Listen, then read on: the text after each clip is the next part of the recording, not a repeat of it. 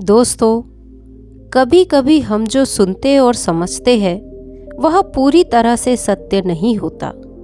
आपने भी कई महापुरुषों की बातें सुनी होगी।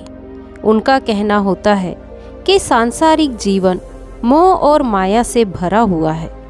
हमारे रिश्ते, हमारा धन, हमारी इच्छाएं, ये सब बस माया जाल है और जीवन का असली लक्ष्य तो मुक्ति है। हमें आध्यात्मिक जीवन की ओर बढ़ना चाहिए। जब भी आप उनकी बातें सुनते हैं तो आपके मन में एक प्रश्न होता है और वह प्रश्न ये होता है कि क्या हमारा सांसारिक जीवन जीना व्यर्थ है? क्या हमें केवल आध्यात्मिक जीवन जीना चाहिए? क्या हमें खुद की खोज करनी चाहिए? क्या हमें संसार के सुख का आनंद नहीं लेना चाहिए? जो लोग इस सांसारिक जीवन में फंसे हुए हैं, क्या उनका जीवन पूरी तरह से व्यर्थ है? कई महापुरुष अपनी बातों को बहुत ही सीधी और सरल भाषा में कहते हैं, लेकिन हम सभी उन बातों का अर्थ कुछ और ही निकाल बैठते हैं। हम सभी उनकी बातों को समझ नहीं पाते हैं, क्योंकि उनकी बातें रोज़मर्रा की ज़िंदगी से बिल्कुल अलग होती है।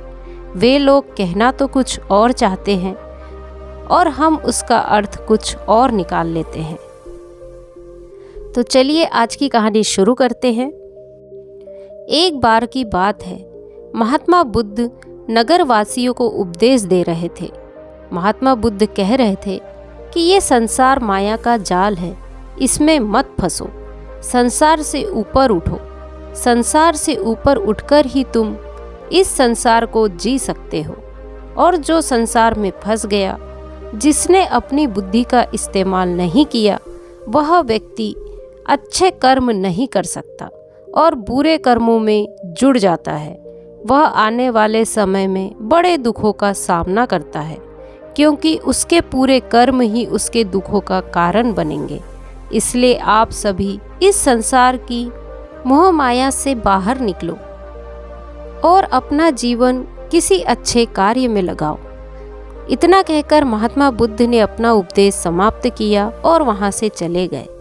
महात्मा बुद्ध जब ये उपदेश दे रहे थे तो वहां पर उस नगर का सबसे धनी व्यक्ति वहीं पर मौजूद था और उस व्यक्ति पर महात्मा बुद्ध की बातों का बहुत गहरा असर पड़ा। उसका मन अब सांसारिक जीवन में नहीं लग रहा था। वह सांसारिक जीवन से हटने लगा था। अब उसे अपना सब कुछ किया हुआ व्यर्थ नजर आ रहा था। देखते ही देखते कुछ ही सालों में उसका सारा व्यापार चौपट होने लगा था।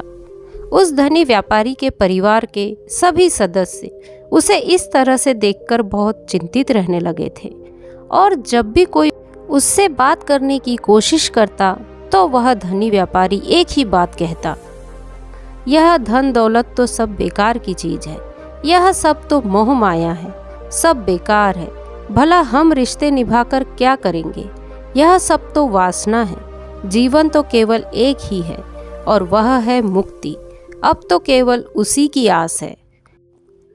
उस व्यापारी ने अपने व्यापार पर ध्यान देना बिल्कुल बंद कर दिया था और देखते ही देखते वह धनी व्यापारी उस नगर का सबसे गरीब व्यक्ति बन चुका था।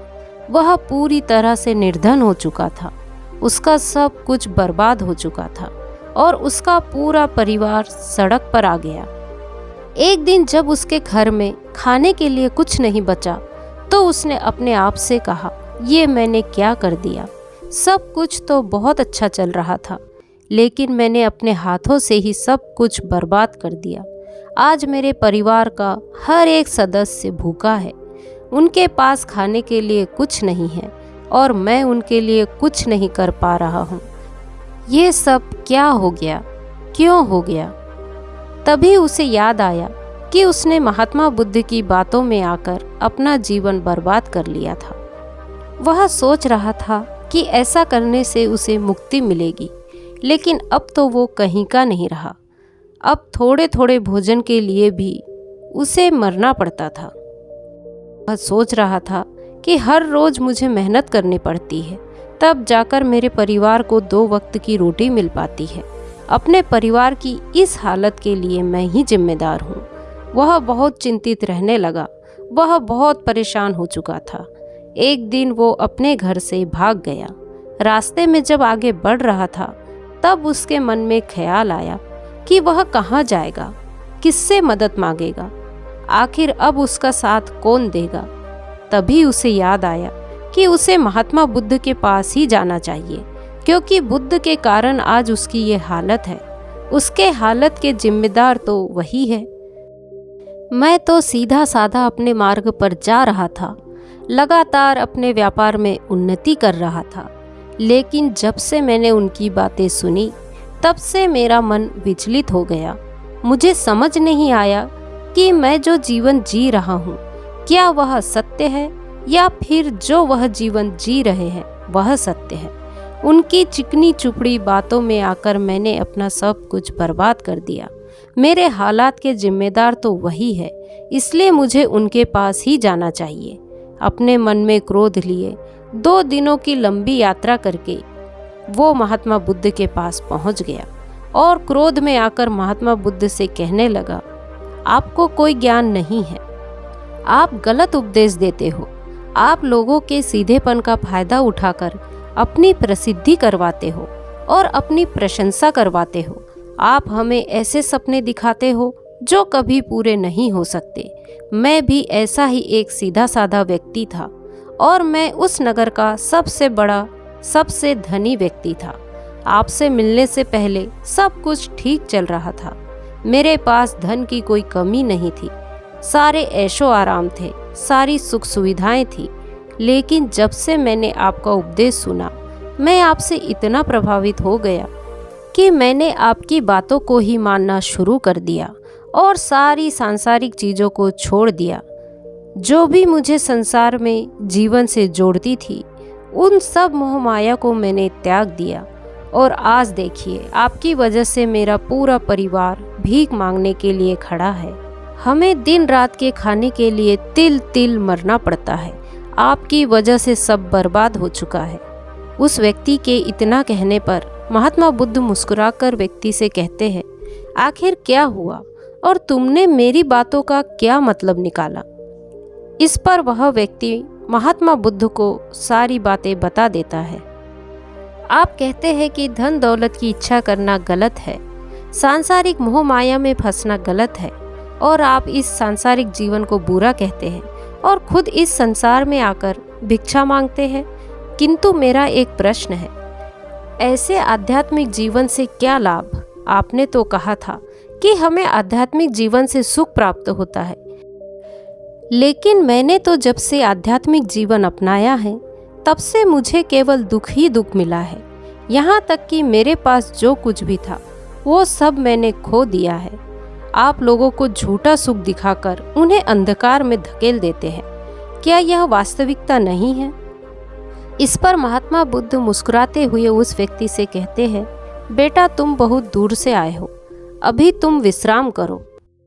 रात को आकर मैं तुम्हें तुम्हारे सभी प्रश्नों का जवाब दे दूंगा। पहले तो उस व्यक्ति ने इनकार किया, लेकिन महात्मा बुद्ध के आग्रह पर वह व्यक्ति महात्मा बुद्ध की बात मान गया और आश्रम में जाकर विश्राम करने लगा। रात्रि के बाद महात्मा बुद्ध उस व्यक्ति के पास आए और कहा, बेटा मैंने एक व्यक्ति की बात सुनी। वह कह रहा था कि एक हाथी हवा में उड़ रहा था और वह अपने पर तेजी से मारता हुआ हवा में चला जा रहा था।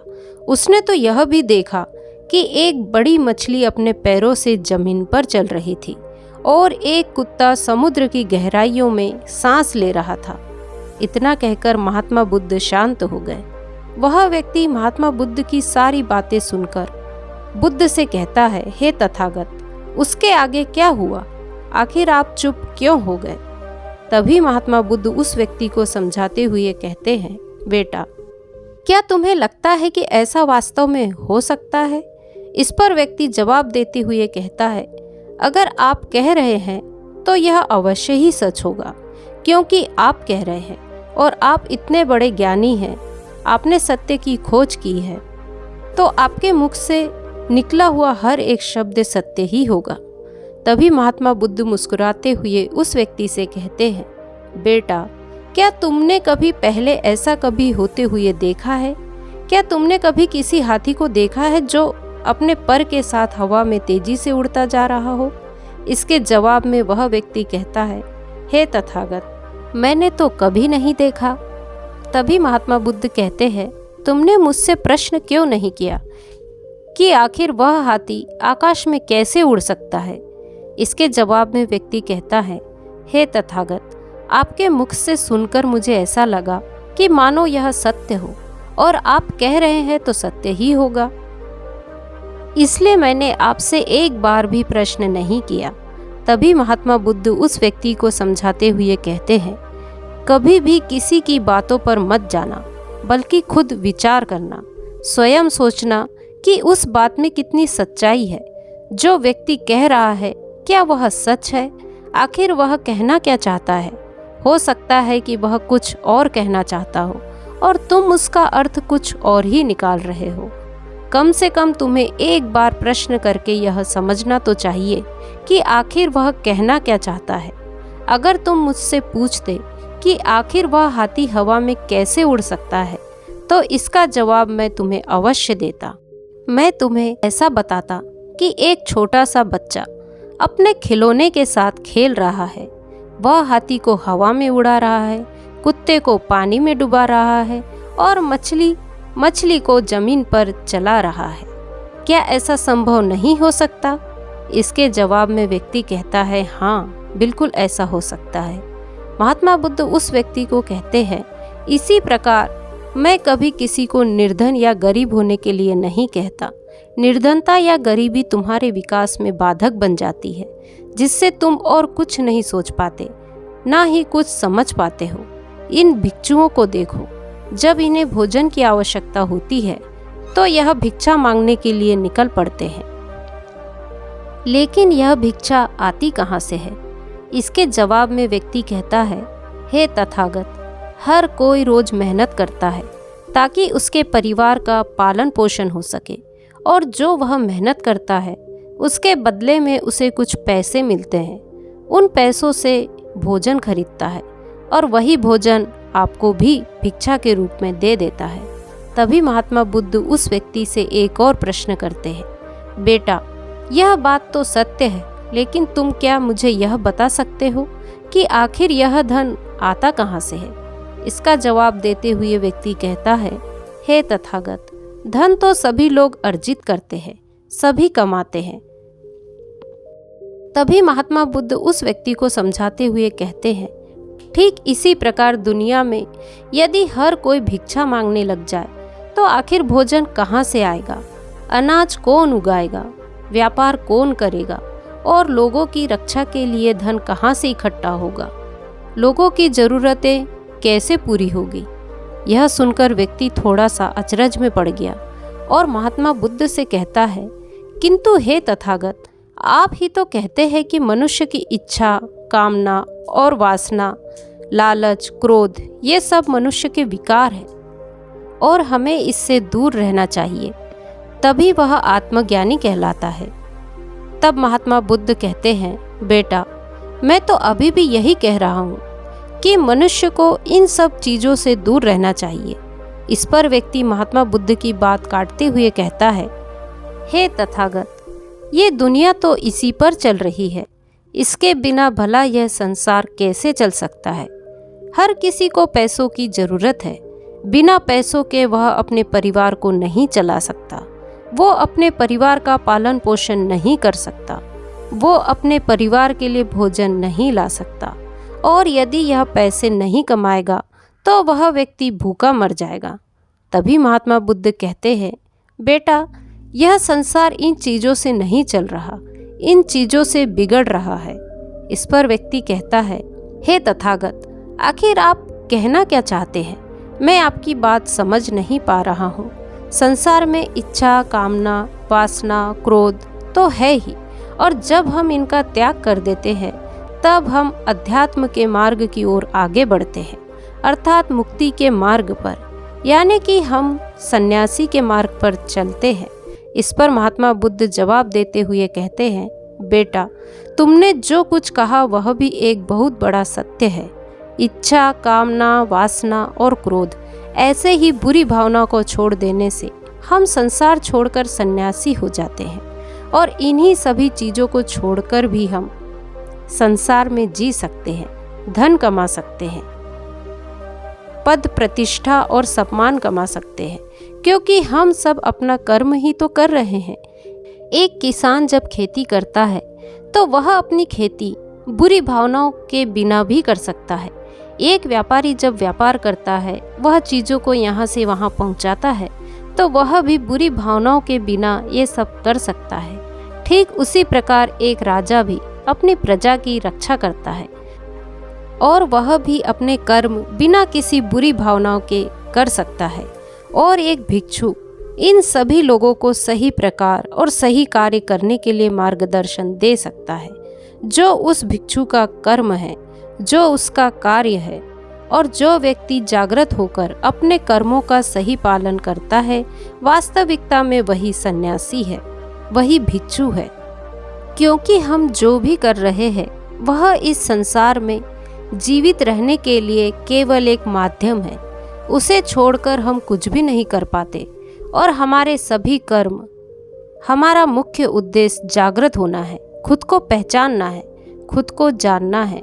एक बार यदि हमारे भीतर ज्ञान का उदय हो जाता है, तब हम चाहे जो भी करें, वह फिर संसारी हो या सन्यासी, सब एक ही होते हैं। इस पर व्यक्ति महात्मा बुद्ध से कहता है, किंतु मैंने तो देखा है कि आप अपने संग में उन लोगों को भी शामिल कर लेते हैं जो लोग अपने परिवार को छोड़कर आए हैं, जो अपने माता पिता को छोड़कर आए हैं, जो अपने बीवी बच्चों को छोड़कर आए हैं। क्या आप उनसे कभी ये कहते हैं कि जाकर अपनी जिम्मेदारियां पूरी करो?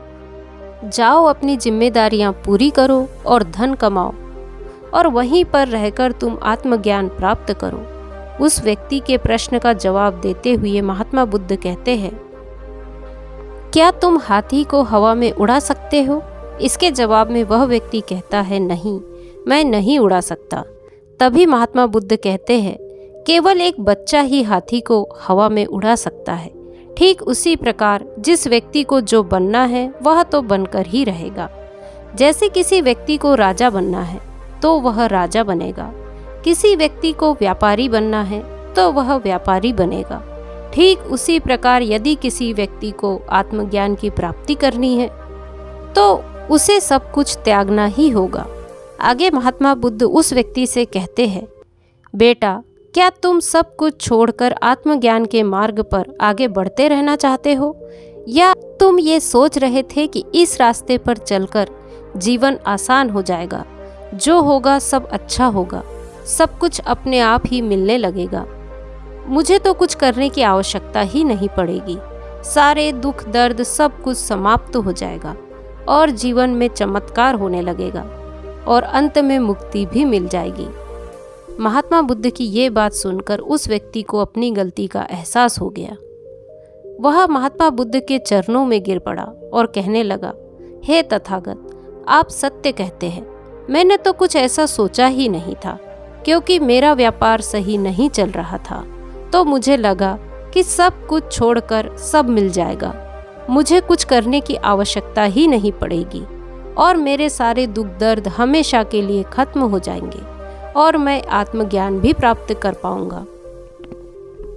तभी महात्मा बुद्ध उस व्यक्ति से कहते हैं, बेटा, भिक्षु हो जाना कोई आसान बात नहीं है, इसके लिए सब कुछ त्यागना पड़ता है।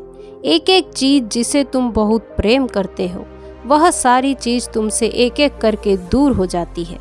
तो क्या तुम भिक्षु बनने के लिए तैयार हो? क्या तुम सब कुछ छोड़कर आध्यात्मिक के मार्ग में आगे बढ़ना चाहते हो? इसके जवाब में व्यक्ति कहता है, हे तथागत, मुझे मेरी गलती का एहसास हो चुका है, मुझे भिक्षु नहीं बनना है, मैं तो व्यापारी ही ठीक हूँ। मैं तो अपने सांसारिक जीवन में ही खुश हूँ, परंतु अब भी मेरे मन में एक प्रश्न शेष बचा है।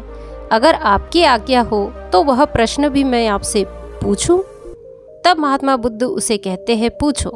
व्यक्ति कहता है, हे तथागत, आप ही तो कहते हैं कि धन नहीं कमाना चाहिए, पद प्रतिष्ठा अहंकार हमें दुख की ओर ले जाते हैं, और संसार में यही तो है और क्या है। यदि हमें सांसारिक जीवन में जीना है तो हमें ये सब तो करना ही पड़ेगा। तब महात्मा बुद्ध मुस्कुराते हुए उससे कहते हैं, क्या तुम्हें भूख लगी है? इस पर व्यक्ति कहता है, हाँ तथागत, मुझे भूख लगी है। तब महात्मा बुद्ध उस व्यक्ति को भोजन करवाते हैं। उसे भरपेट भोजन खिलाने के बाद महात्मा बुद्ध उस व्यक्ति से कहते हैं, लो और खाओ, ये सब तुम्हारे लिए ही है। इसके जवाब में वह व्यक्ति कहता है, हे तथागत, मैं पहले ही बहुत ज़्यादा खा चुका हूँ, अब मुझसे और नहीं खाया जाएगा। मेरे पेट में अब थोड़ी भी जगह नहीं रह गई है।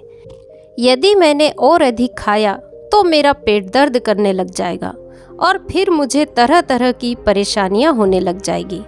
मैं परेशान हो जाऊंगा। तभी महात्मा बुद्ध मुस्कुराते हुए उस व्यक्ति से कहते हैं, बेटा, मैं भी तो तुम्हें यही समझाने का प्रयास कर रहा हूँ कि जितनी ज़रूरत है उतना ही खाओ, उतना ही धन कमाओ जितने की तुम्हें आवश्यकता है, क्योंकि हर चीज़ जब हद से ज़्यादा हो जाती है तो वह नुकसान जरूर पहुंचाती है। फिर वह चाहे धन हो, चाहे इच्छा हो, चाहे लालच हो, चाहे कामना हो, वासना हो या कुछ भी हो, हद से ज़्यादा आपको नुकसान ही पहुंचाएगा और यह सब आपको केवल दुख ही देंगे। इसलिए इन्हें नियंत्रण में रखना चाहिए। जितने की हमें आवश्यकता है उतना ही हमें अपने पास रखना चाहिए, और जब आप इसे नियंत्रण में रखते हैं तो ये कभी भी आपको दुख नहीं दे पाएगा। आप हमेशा सुखी रहोगे। महात्मा बुद्ध उस व्यक्ति से कहते हैं, सभी व्यक्तियों को धन कमाना आवश्यक है, क्योंकि धन की कमी नहीं होनी चाहिए, भोजन की कमी नहीं होनी चाहिए।